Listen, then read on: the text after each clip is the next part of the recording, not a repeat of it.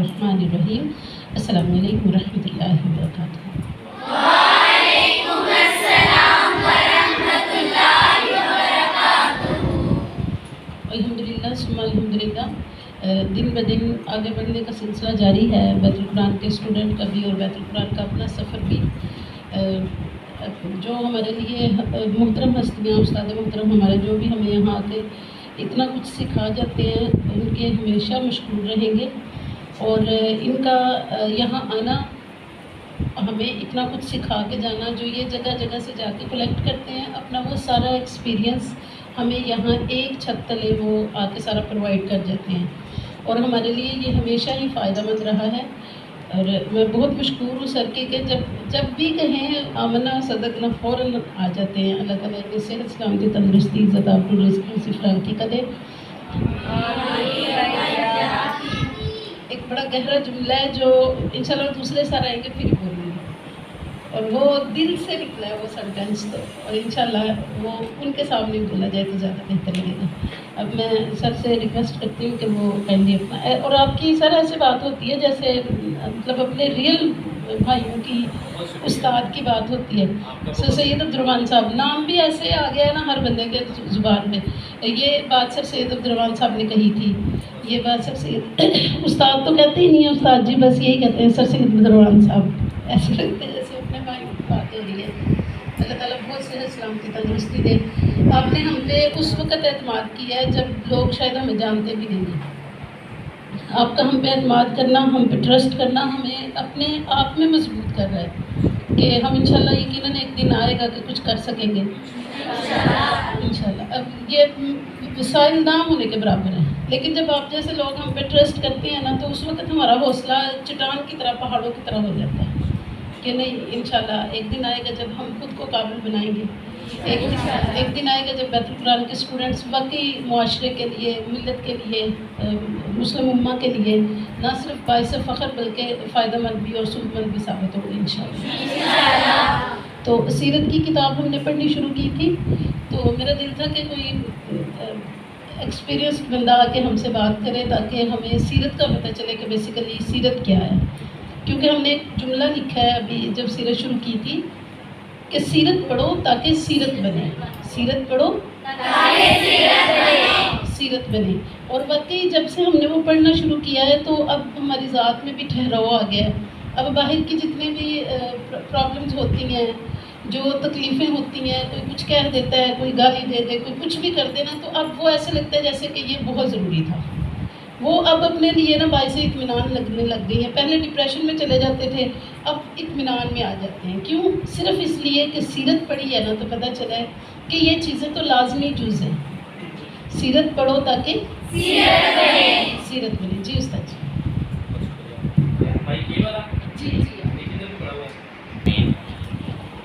الحمدللہ رب المشرقین و رب المغربین، الصلاۃ والسلام علی من کان نبیا آدم بین الماء والطین،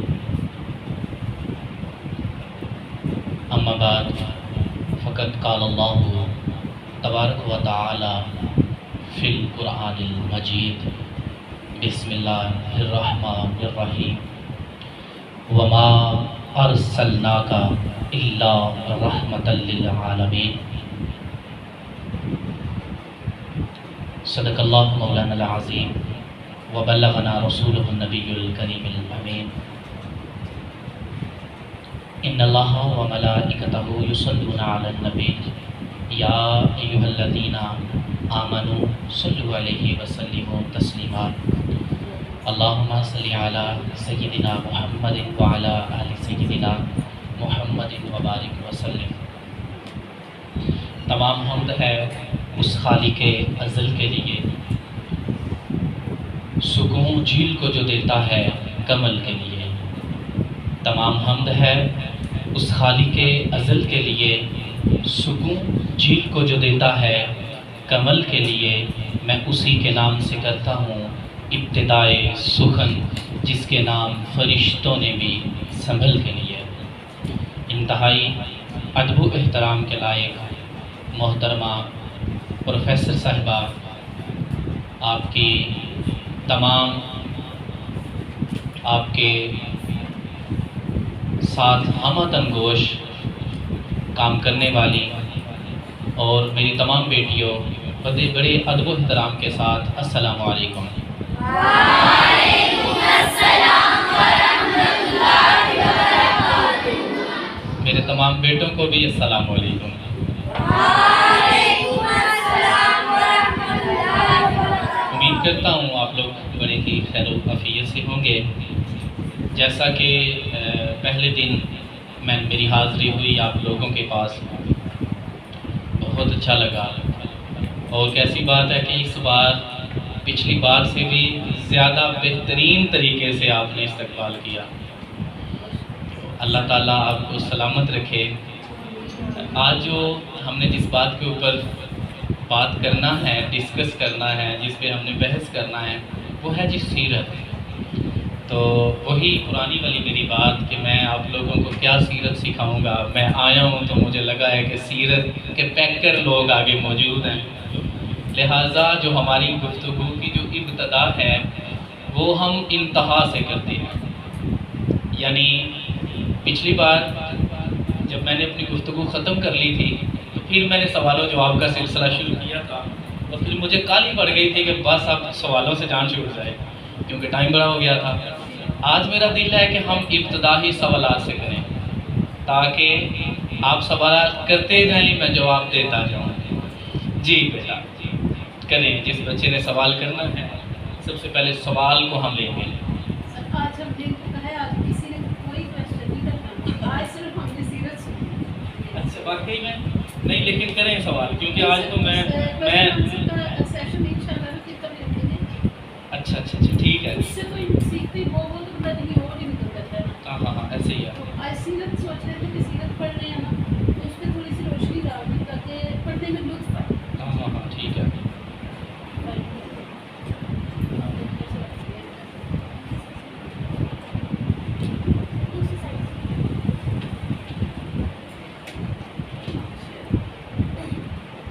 اچھا بیٹا،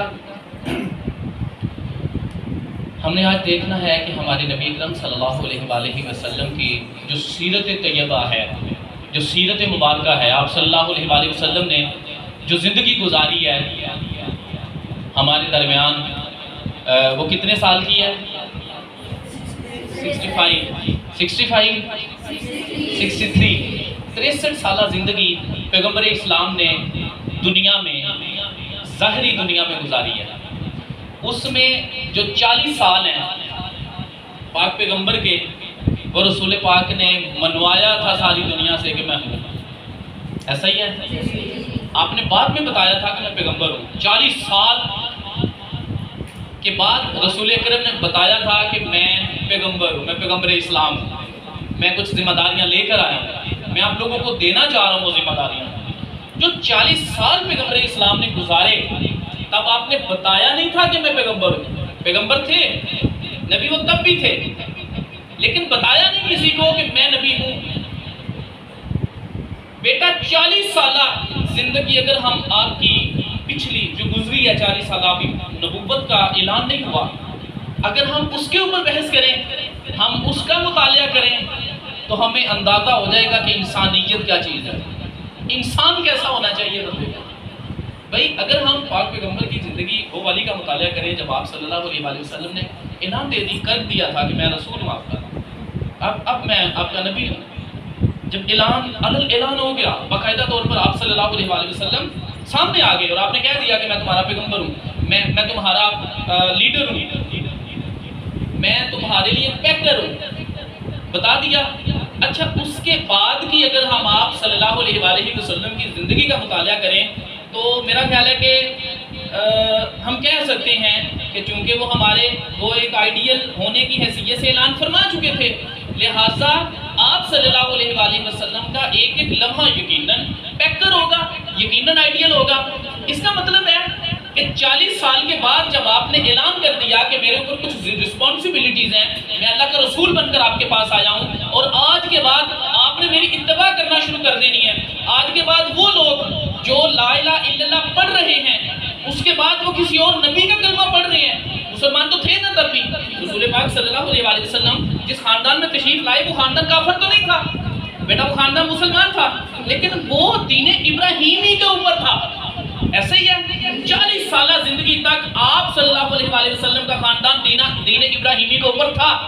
ایسا ہی ہے اب 40 سال کے بعد پیغمبر اسلام نے کہا کہ اب محمد رسول اللہ کہہ دیں, تو ہمیں ماننا پڑے گا کہ جب سے محمد الرسول اللہ کی ابتدا ہو گئی اس کے بعد کے 23 سال وہ تو یقیناً آئیڈیل ہوں گے.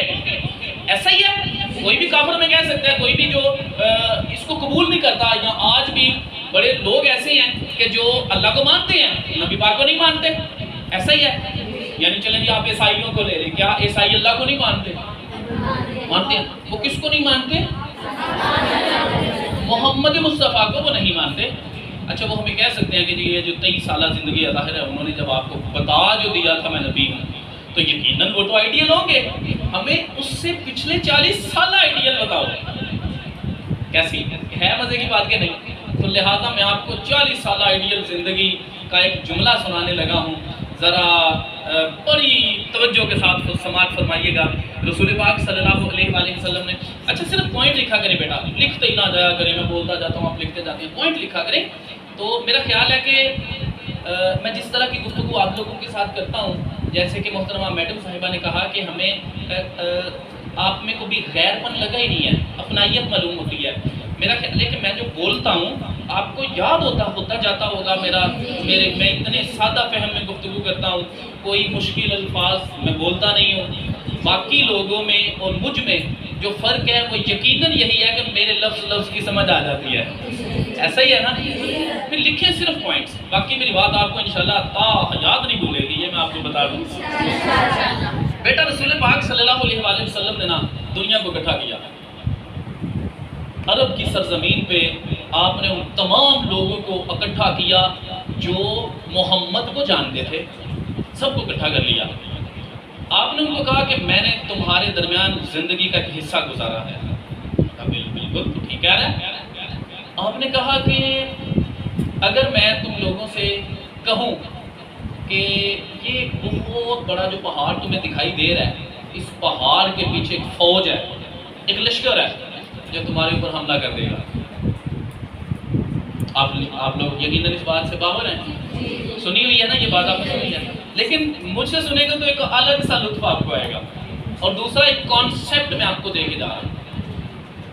پیغمبر اسلام نے ان لوگوں سے کہا کہ میں نے آپ لوگوں میں زندگی کا ایک حصہ گزارا ہے, مجھے ذرا یہ بتاؤ کہ کیا وہ زندگی کا حصہ جو میں نے آپ لوگوں میں گزارا ہے, میں نے کبھی جھوٹ بولا ہے؟ نہ, جھوٹ اور محمد تجھ میں سوال ہی پیدا نہیں ہوتا. ایسا ہو ہی نہیں سکتا کہ جھوٹ اور تیری زبان, نہ, یہ دو چیزیں اکٹھی نہیں ہو سکتی. تو جھوٹ بول ہی نہیں سکتا. پیغمبر اسلام نے کہا کہ اگر میں تم لوگوں سے کہوں کہ یہ جو بہت بڑا پہاڑ ہے, اس پہاڑ کے پیچھے ایک فوج ہے, پورا ایک دستہ ہے لشکر کا, جس کے پاس اسلحہ موجود ہے, ہر بندے کے پاس لیس ہیں وہ اسلحے سے, اور وہ آپ کے اوپر حملہ کرنا چاہتے ہیں, کیا تم مان لو گے؟ ہاں, ہم کیوں نہیں مانیں گے, تو ہے اتنا سچا, تو سچا ہی اتنا ہے کہ ہم تیری بات کو انکار نہیں کر سکتے. پیغمبر اسلام نے کہا اچھا اگر تم جاؤ پہاڑ کے پیچھے جاؤ اور جا کر دیکھو کہ وہاں پہ کوئی بھی نہیں ہے, لشکر ہی کوئی نہیں ہے, تو بچہ مجھے بتائے گا انہوں نے جواب کیا دیا تھا. جب پاک پیغمبر نے یہ سوال کیا ان لوگوں کے ساتھ کہ اگر تم خود جاؤ اس کے پیچھے, پہاڑ کے پیچھے جا کر دیکھو کہ کوئی لشکر نہیں ہے, تو تم کیا کہو گے؟ پھر تم کہہ دو گے کہ میں نے جھوٹ بولا تھا, میں نے مذاق کیا تھا. انہوں نے کہا نہ محمد, ہم کہیں گے ہماری آنکھیں اندھی ہیں. واللہ ان کے یہ الفاظ تھے. انہوں نے کہا یا رسول اے محمد, ہم سمجھیں گے ہم اندھے ہو گئے ہیں کیونکہ تو ہے اتنا سچا, جھوٹ بول ہی نہیں سکتا. یہ ہے پیغمبر اسلام کی 40 سالہ زندگی.